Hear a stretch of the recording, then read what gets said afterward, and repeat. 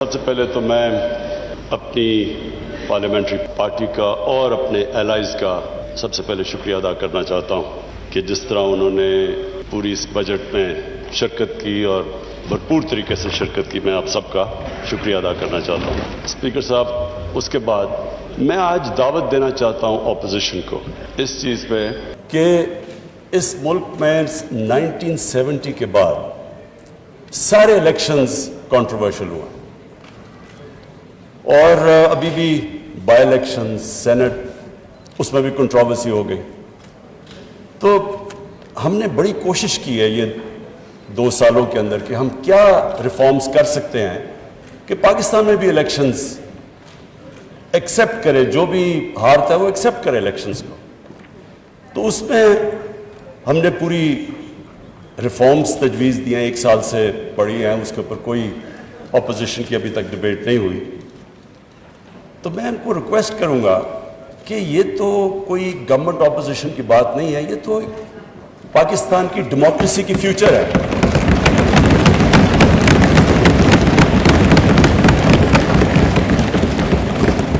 Speaker صاحب، کیونکہ میری 21 سال زندگی انٹرنیشنل کرکٹ میں گزری، تو میں صرف اپنے تجربے سے بتانا چاہتا ہوں کہ جب ہم کرکٹ کھیلتے تھے تو اپنے اپنے امپائر ملک کھڑے کرتے تھے، اور ہوتا کیا تھا کہ جو ہارنے والا ہے وہ ہار نہیں مانتا تھا، کہتے جو ہارتا تھا مخالف ملک میں جا کے وہ کہتے تھے جی امپائروں نے ہمیں ہرا دیا۔ اور مجھے فخر ہے اس چیز پہ کہ میں ایز پاکستان کیپٹن پوری کیمپین کی، اور پاکستان وہ ملک تھا جس نے کرکٹ ہسٹری میں پہلی دفعہ نیوٹرل امپائرز کھڑے کیے۔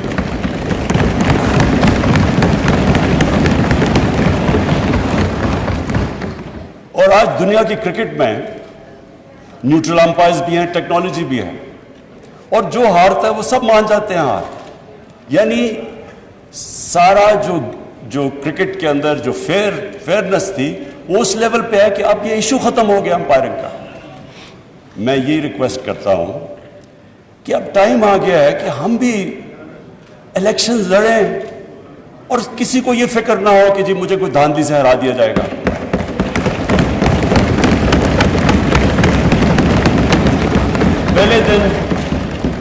پہلے دن میں نے تقریر کرنے کی کوشش کی، اپوزیشن نے نہیں کرنے دی، اور انہوں نے کیا کہا؟ انہوں نے کہا جی الیکشن ٹھیک نہیں ہوئے۔ جب الیکشن ٹھیک نہیں ہوئے تو بتانا تھا کہ کس طرح ٹھیک نہیں ہوئے۔ جب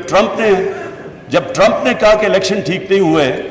تو ان کے میڈیا اور پبلک نے کہا کہ ثبوت دو کہ ٹھیک نہیں ہوئے۔ ہم نے جب 2013 کے الیکشن میں کہا ٹھیک نہیں ہوئے تو ہم نے 133 میں سے 4 حلقے ڈیمانڈ کیے تھے کہ ان کی رینڈم آپ ان کی آڈٹ کر دیں، اگر یہ ٹھیک ہے ہم الیکشن مان جائیں گے۔ ہمیں نہیں، ان 4 حلقوں کو نہیں کھولا گیا۔ ایونچولی عدالت میں جا کے کیس لڑ کے 2-2.5 سال کے بعد کھلے، 4 میں دھاندلی نکلی۔ تو میرا اسپیکر صاحب آج اپوزیشن کو یہ ہے کہ ہم نے پوری کوشش کی اور ہم اس نتیجے پہ آئے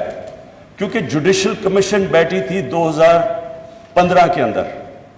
اور اس جوڈیشل کمیشن کی فائنڈنگز تھی 2013 کے الیکشن کے اوپر، جو بھی انہوں نے کہا کہ بے ضابطیاں ہیں وہ ساری ہوتی تھی جب پولنگ ختم ہوتی تھی اور اس کے بعد جب رزلٹ اناؤنس ہوتا تھا۔ تو ہم نے اس کے اوپر جو سب اپنی ڈسکشن کر کے ایک نتیجے پہ آئے کہ اس کا صرف ایک راستہ ہے، EVM مشینز۔ وہ کیوں ہیں؟ کیونکہ EVM مشین جیسی الیکشن ختم ہوتا ہے بٹن دبتا ہے، رزلٹ آ جاتا ہے۔ تو وہ جو سارا پیریڈ ہے اس کے بعد جدھر ڈبل سٹیمپس ہوتے ہیں، جدھر وہ تھیلیاں کھلی ہوتی ہیں، وہ جو ساری چیزیں وہ ساری چیزیں ختم ہو جاتی ہیں اگر آپ الیکشن ختم ہوتے ساتھ ہی رزلٹ آئے، اور پھر پیپر ٹریل ہو کہ جو بھی کویسچن کرنا چاہے تو اس کے پاس موقع ہو وہ جا کے کویسچن کر سکے۔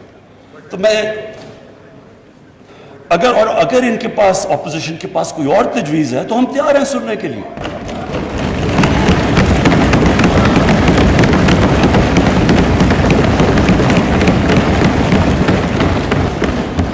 لیکن یہ تو کوئی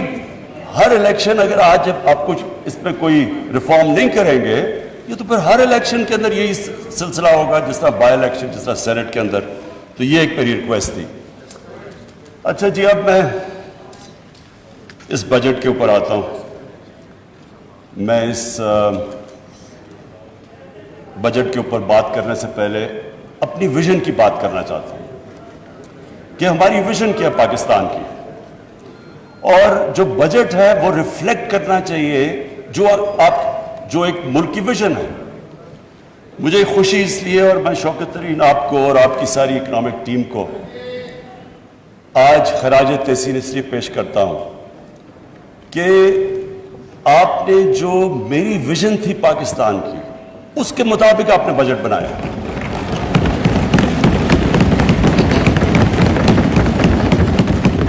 اسپیکر صاحب, جب ہم نے 25 سال پہلے تحریک انصاف کو اس کو شروع کیا پارٹی کو, تو ہماری جو موٹیویشن تھی, جو میری موٹیویشن تھی, وہ ایک ہی تھی جو کہ نظریہ پاکستان تھا. نظریہ پاکستان آبجیکٹو ریزولوشن کے اندر بڑا کلیئرلی ڈیفائنڈ ہے, اسلامی فلاحی ریاست. یہ جو اسلامی فلاحی ریاست ہے, یہ نظریہ جو ہمارے فاؤنڈنگ فادرز تھے انہوں نے مدینہ کی ریاست سے لیا, کیونکہ وہ دنیا کی پہلی فلاحی ریاست تھی. اب اسپیکر صاحب, ہم نے یہ کیوں, میں ذرا سارے ہاؤس کے لیے, اپنے یوتھ کے لیے, سب کے لیے کہنا چاہتا ہوں کہ یہ کیوں ضروری ہے کہ ہم پاکستان اسی فاؤنڈنگ فادرز کی ویژن کے اوپر واپس جائیں. وہ اس لیے ضروری ہے اسپیکر صاحب کہ اگر اس ہمارے ملک کی ویژن سے ہم پیچھے ہٹ جاتے ہیں تو پاکستان کا مقصد ختم ہو جاتا ہے. پاکستان جب بنا تھا تو ہمیں یہ پتہ ہونا چاہیے کہ بہت زیادہ مسلمان ہندوستان میں رہ گئے تھے, لیکن انہوں نے بھی پاکستان کی حمایت کیوں کی تھی؟ کیونکہ جو ہمارے فاؤنڈنگ فادرز تھے, علامہ اقبال اور قائد اعظم, انہوں نے جو ایک ویژن دی تھی پاکستان کی, اس کی وجہ سے سارے ہندوستان کے مسلمان بھی متفق تھے کہ یہ ملک بننا چاہیے. اور وہ ویژن علامہ اقبال نے,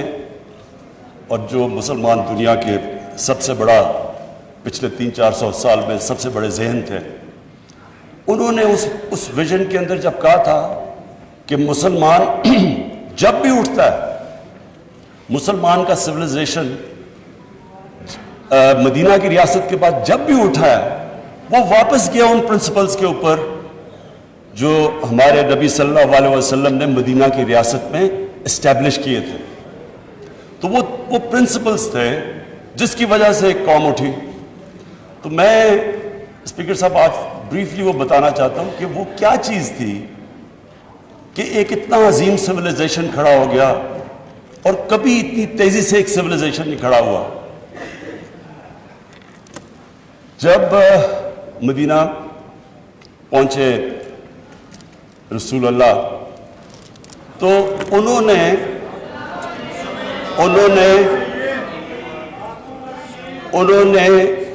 مدینہ کی ریاست میں جو پرنسپلز طے کیے, یہ دنیا کی تاریخ اس کی گواہ ہے کہ ان کے مدینہ کے آنے کے بعد 13 سال کے بعد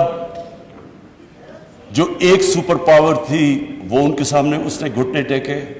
بیزنٹائن ایمپائر, اور 14 سال کے بعد پرشین ایمپائر ان کے سامنے گھٹنے ٹیک گیا. یہ تاریخ کا حصہ ہے. اور اس کے بعد جو وہ سویلائزیشن انہوں نے سیٹ اپ کیا, وہ دنیا کا سب سے عظیم سویلائزیشن تھا.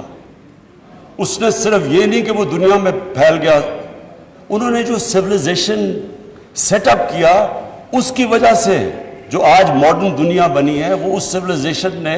سارے جو گریک فلسفیز جو دنیا میں, جو ہندوستان میں فلسفیز تھی, ان کی ٹرانسلیشنز کی, ان کو ڈیولپ کیا. ہر فیلڈ میں وہ آگے نکلے, سائنس میں, میڈیسن میں. اور اس کے بعد وہ جب بعد میں ہمارا جب سویلائزیشن نیچے گیا تو یورپ نے ٹیک اوور کر لیا. تو وہ کیا اصول تھے؟ وہ 3 اصول تھے, اور جو ہم نے اپنی پارٹی بنائی 25 سال پہلے تو ہم نے وہ 3 اصول رکھے: انصاف, انسانیت اور خودداری.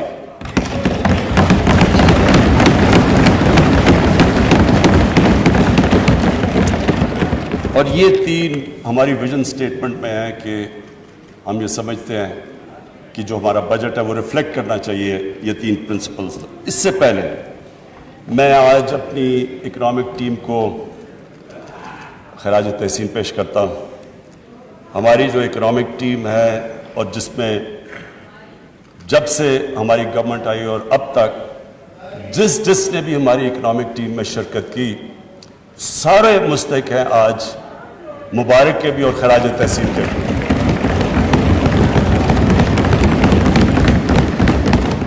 اس ہال میں ہمارے اسپیکرز نے سب نے بتایا کہ کس طرح کا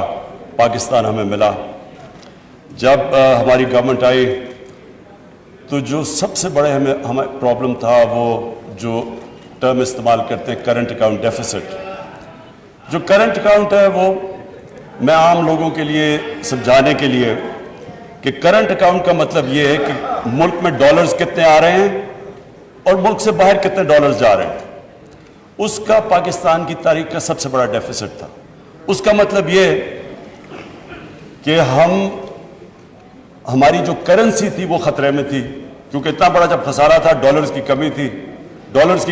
ڈالرز نے اوپر جانا تھا, کرنسی نے ڈی ویلیو ہونا تھا. اس کے لیے جو سب سے بڑا ہمیں آتے ساتھ ہی سروائیول کا جو شروع میں پیریڈ تھا, ہم سب نئے تھے, ٹیم نئی تھی, تجربہ نہیں تھا, تو اس کے اندر اتنے بڑے کرائسس میں اس لیے اپنی ٹیم کو خراج تحسین پیش کرتا ہوں کہ ہم نے بڑے مشکل قدم اٹھائے اپنی اکانومی کو سٹیبلائز کرنے کے لیے. تکلیف دہ تھے اور اسپیکر صاحب وہ تکلیف دہ ایسے تھے کہ آپ ایک ملک اگر گھر کی مثال لے لیں, میں سب کے لیے ایک آسانی پیدا کرنا چاہتا ہوں کہ ہمارے سارے جو بھی آج دیکھ رہے ہیں سب کو سمجھ آ جائے کہ وہ کیا مشکل تھی پاکستان کو. ایک گھر مقروض ہو جاتا ہے, آمدنی اور خرچے میں بڑا خسارہ ہو جاتا ہے, کرایہ دار آ رہے ہیں, لوگ آ رہے ہیں پیسے مانگنے کے لیے, قرضے لیے ہوئے ہیں, تو وہ گھر کیا کرتا ہے؟ وہ صرف دو چیزیں کر سکتا ہے, اپنے خرچے کم کرتا ہے اور اپنی آمدنی بڑھانے کی کوشش کرتا ہے. تو جب وہ اپنے خرچے کم کرتا ہے تکلیف ہوتی ہے گھر کو. خرچے جب کم کرتا ہے, اگر آپ کے بچہ ایک اچھے اسکول میں جا رہا ہے اس کو آپ کو نکال کے دوسرے اس اسکول میں گورنمنٹ اسکول میں ڈالنا پڑتا ہے. اگر آپ کا گاڑی ہے تو موٹر سائیکل ہو, اگر موٹر سائیکل ہے تو سائیکل لینا پڑتا ہے. وہ جو بھی گھر اس سچویشن میں ہوتا ہے اس کو اس مشکل وقت سے گزرنا پڑتا ہے جب تک اس کی آمدنی اوپر نہیں آتی. تو ہمارے لیے وہ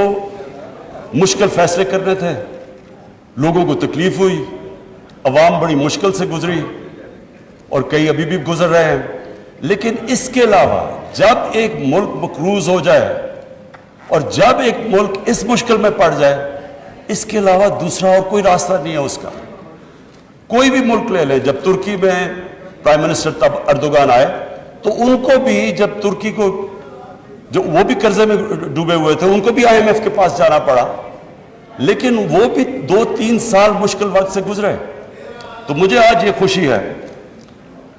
کہ ہماری اکنامک ٹیم نے جس طرح کے فیصلے کیے, جس طرح ہم وہ چیلنجز لیے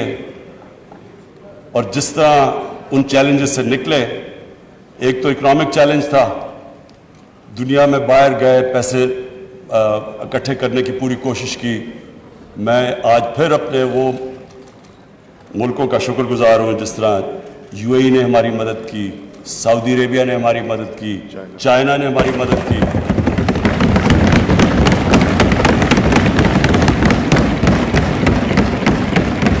اور انہوں نے ہمیں ڈیفالٹ سے بچا دیا. ڈیفالٹ کا بھی میں مطلب عام لوگوں کی یہ سمجھا دوں کہ ڈیفالٹ کا مطلب یہ ہوتا ہے کہ جب آپ اپنے لائبلٹیز آپ کے پاس پیسہ نہیں ہوتا لائبلٹیز دینے کا. جیسے ہی ایک ملک ڈیفالٹ کرتا ہے تو سب سے بڑا اس کے اوپر جو مسئلہ آتا ہے اس کی کرنسی پہ آتا ہے. تو جیسے آپ کی کرنسی گرتی ہے ملک میں مہنگائی بڑھ جاتی ہے, غربت بڑھ جاتی ہے, ساری انویسٹمنٹ رک جاتی ہے. تو ڈیفالٹ سے بچنے کے لیے ایک گورنمنٹس پوری کوشش کرتی ہے اور IMF کے پاس بھی اس لیے جاتی ہے. ہم نے شروع میں جب ہماری IMF سے نیگوسیشنز تھی، ہم نے کوشش کی کہ ہم نہ جائیں، ہم نے کوشش کی کوئی طریقہ نکلا ہے، کیونکہ اتنا بڑا خسارہ تھا $20 ارب کا، جو IMF کنڈیشنز دے رہی تھی وہ بڑی مشکل تھی، اس سے لوگوں کو بڑی تکلیف ہونی تھی، اس لیے ہم کوشش کرتے رہے کہ ہمیں کوئی اور سورسز سے پیسہ مل جائے، لیکن آخر ہمیں جانا پڑا، اور IMF کی جو کنڈیشنز تھی وہ مشکل تھی، اور اس سے عوام کو تکلیف تھی۔ اب اس چیلنج سے نکل ہی رہے تھے، کرونا آ گیا، اور کرونا کے اندر ساری دنیا کے اندر جو اگر آپ دیکھیں کہ جو امپیکٹ پڑا ہے کرونا کا ان کی اکانومی کے اوپر، ساری دنیا کے اوپر امپیکٹ پڑا، تو ایک اکانومی جو پہلی تکلیف میں تھی اس کے اوپر سے کرونا آ گیا۔ میں آج پھر سے، میں پہلے بھی ان کو خراج تحسین پیش کر چکا ہوں، اپنی NCOC اسد عمر آپ کی اور آپ کی ٹیم کو،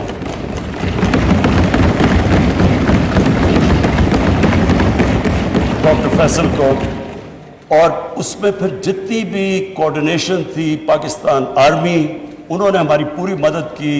ہم نے انٹیلیجنس پوری ان سے لی، جو بھی پھر ہم نے ہاٹ سپاٹس اور پھر ان کو لوگوں کو ٹریک اینڈ ٹریس، اور ڈاکٹر فیصل جس نے پوری ایکسپرٹ اوپینین ہمیں دیتا رہا کہ یہ دنیا میں یہ ہو رہا ہے تو آپ کو یہ جو بھی قدم ہمیں اٹھانے چاہیے، تو اس سے میں آج ہم سارے پاکستانی، ہم وہ خوش قسمت قوم ہے، اگر آپ ارد گرد دیکھیں، ایران میں دیکھیں بدقسمتی سے، ابھی افغانستان دیکھیں، ہندوستان دیکھیں، آج انڈونیشیا میں جو ہو رہا ہے، تو ساری، اور بنگلہ دیش میں جو صورتحال ہے، لاک ڈاؤنز لگا دی ہیں، اس کے مقابلے میں اللہ کا میں خاص طور پہ، کیونکہ اللہ نے، ہم انسان تو ایک سٹیج تک جا سکتا ہے، اس کے بعد تو اوپر والے کے اوپر چھوڑ دیتا ہے، اور اس نے ہمیں بچا لیا، ہم جس طرح نکلے اس سے،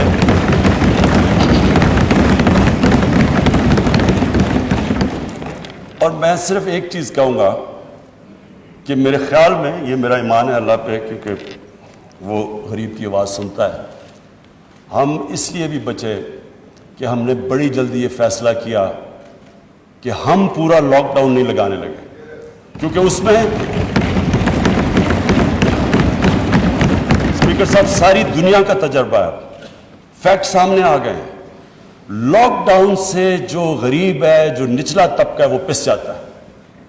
ساری دنیا کے اندر، امریکہ کے اندر فوڈ لائن، دنیا کا امیر ترین ملک، کھانے کے لیے لائنوں لوگوں کی لگی ہوئی تھی، کھانے نہیں تھے لوگوں کے پاس۔ ہر جگہ دنیا میں غربت بڑھی ہے جدھر لاک ڈاؤن لگا ہے، بڑا پریشر تھا ہمارے پہ، بڑی اپوزیشن کی ڈیمانڈ تھی کہ جی لاک ڈاؤن لگایا جائے، 2 مہینے بڑا برا بھلا بھی کہا گیا کہ جی ان کو سمجھ نہیں ہے، لاک ڈاؤن نہیں لگا رہے، لیکن میرا یہ مان ہے کہ جو ہم نے جو فیصلہ کیا، جی اسپیکر صاحب، جو فیصلہ کیا ہم نے یہ سوچ کے کہ جو ہمارا دہاڑی دار ہے،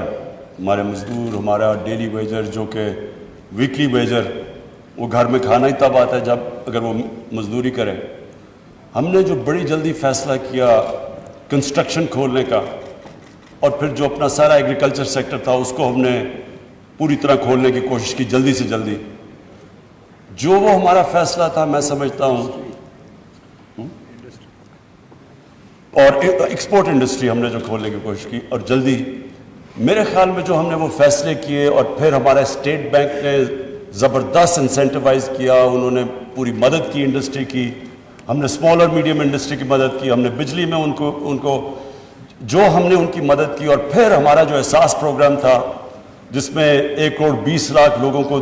صاف اور شفاف طریقے سے جلدی ہم نے ان کو پیسے دلوائے، جو کہ آج ورلڈ بینک ساری دنیا میں ملکوں میں نمبر 4 پہ احساس پروگرام کی افیکٹونیس، 1.5 کروڑ خاندان، ہاں سوری میں یہ کلیئر کر دوں، 1.5 کروڑ خاندان کو پیسے دیے، سو اس کو ملٹیپلائی کریں 6-7 سے، تو اسپیکر صاحب ہم اس سے اللہ کا شکر ہے بہترین طریقے سے نکل گئے، اکانومی بھی ہم نے اپنے بچا لی، اور کیونکہ ہم نے بڑے فوکس طریقے سے اسمارٹ لاک ڈاؤنز یعنی ریسٹرکٹ کر کے ہاٹ سپاٹس کی طرف گئے، لوگوں کو بھی ہم نے بچا لیا، لیکن ایک اور چیلنج تھا جس کا لوگوں کو اتنا زیادہ اندازہ نہیں، کیونکہ وہ وہ چیلنج تھا دیہاتوں کے اندر، لوکسٹ اٹیک ہو گیا. لوکسٹ کا ایک وقت پہ اتنا زیادہ خطرہ تھا، ادھر بھی ہم نے کمانڈ اینڈ کنٹرول سینٹر بنایا. انہوں نے باقاعدہ فخر امام فوڈ سیکیورٹی سے انہوں نے جا کے اس کو سپروائز کیا. اس میں